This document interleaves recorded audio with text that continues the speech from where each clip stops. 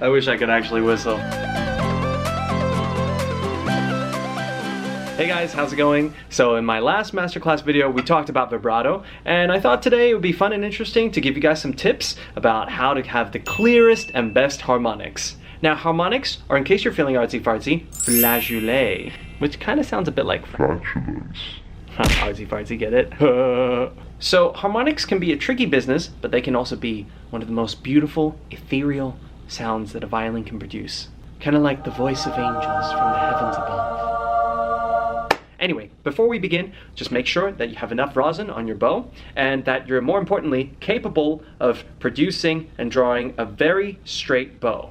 With harmonics, you don't even have to be able to do it with the entire bow. I tend to use only from here to here of the bow, the middle of the bow, because it gives me greater control in the three factors of sound: bow speed, bow weight, and bow location. Think of it like ice skating. Keeping your bow well rosined is like kind of keeping your ice skates sharp enough that the contact is constant and you don't slip. And just remember, your bow, like skates, has to go up and down in this motion. Definitely not sideways, otherwise you're gonna have a bad time.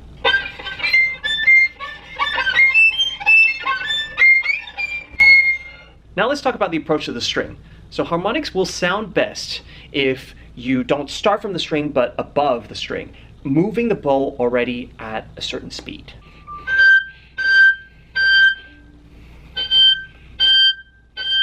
Try to imagine that the string is already vibrating before the bow even comes in contact with it. You also don't want to press too hard, and you want to be kind of close to the bridge, about here.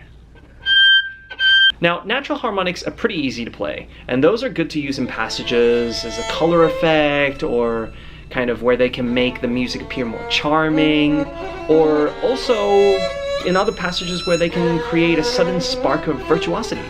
For this kind of stuff, all you really need to be aware of is to make sure that you time the lifting of your left hand finger together with the lifting of the right.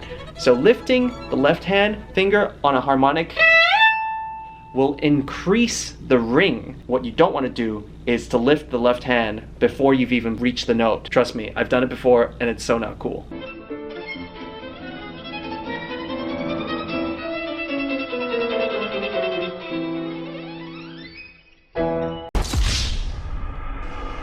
Now let's move on to artificial harmonics. These are way more difficult to do because they require two things to be done at once.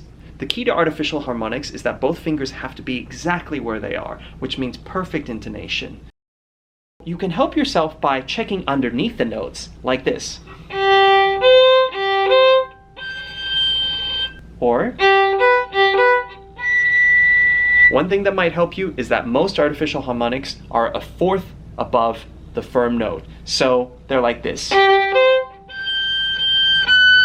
And that is the same distance as an octave across two strings. What?